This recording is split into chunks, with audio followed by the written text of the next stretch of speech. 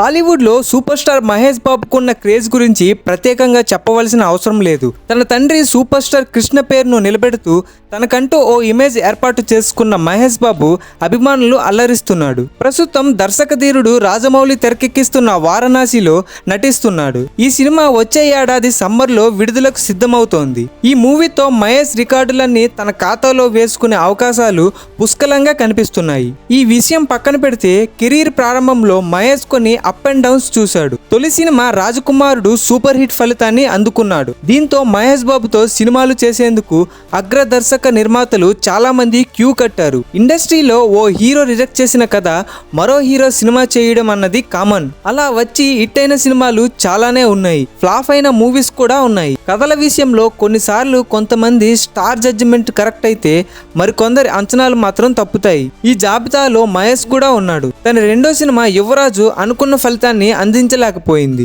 దీంతో కథల ఎంపికలో ఆచితూచి అడుగులు వేశాడు. అప్పటికే ఓ సినిమాను ఒప్పుకొని మళ్ళీ వెనక్కి తగ్గాడు. ఆ సినిమానే బాగా నచ్చాడు. రజనీకాంత్ తో తెరకెక్కించిన నరసింహ బ్లాక్ బస్టర్ హిట్ సాధించడంతో అప్పట్లో కెఎస్ రవికుమార్ కు మంచి క్రేజ్ ఏర్పడింది. ఈ క్రమంలో ఆయన మహేష్ తో సినిమాకు ప్లాన్ చేశాడు. ప్రొడ్యూసర్ అర్జునరాజు నిర్మాతగా ఓ సినిమాను అఫీషియల్ గా అనౌన్స్ చేశారు. యువరాజు సినిమా తర్వాత ఆ మూవీని సెట్స్ పైకి తీసుకువెళ్లాలని భావించారు. కానీ యువరాజు మూవీ బాక్సాఫీస్ వద్ద నిరాశపరచడంతో కెఎస్ రవికుమార్ సినిమాను మహేష్ పక్కన పెట్టాల్సిన పరిస్థితి ఏర్పడింది. ఆల్మోస్ట్ అంతా సిద్ధమైన తరుణంలో ఈ సినిమా క్యాన్సిల్ అయిపోయింది. దీనికి కారణాలు లేకపోలేదు. పెళ్ళైన యువకుడిగా ఓ బాబుకు తండ్రిగా మహేష్ ను యువరాజు మూవీలో ఆడియన్స్ చూడలేకపోయారు. కెఎస్ రవికుమార్ సినిమాలోనూ తనది అలాంటి పాత్రే కావడంతో రిస్క్ చేయడం ఇష్టం లేక ఈ సినిమాను మహేష్ రిజెక్ట్ చేశాడు. దీంతో ఈ సినిమా అక్కినేని నాగార్జున దగ్గరకు చేరింది. మహేష్ మూవీ కోసం అనుకున్న ప్రొడ్యూసర్ టెక్నీషియన్లతోనే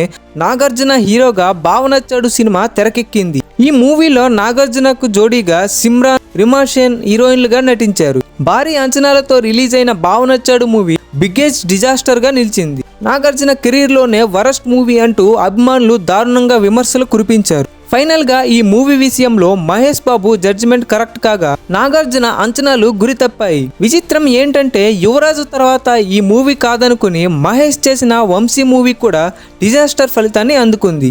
అయితే ఈ సినిమా మరో రకంగా మహేష్ కు కలిసొచ్చింది. వంశీ మూవీలో హీరోయిన్ గా నటించిన నమ్రతను మహేష్ ప్రేమించి పెళ్లి చేసుకున్నాడు. మొత్తంగా వంశీ మూవీ మహేష్ జీవితంలో బిగ్ టర్నింగ్ పాయింట్ గా నిలిచింది. ఇంకా తెలీదా మీకు? ఇది పచ్చి నిజం.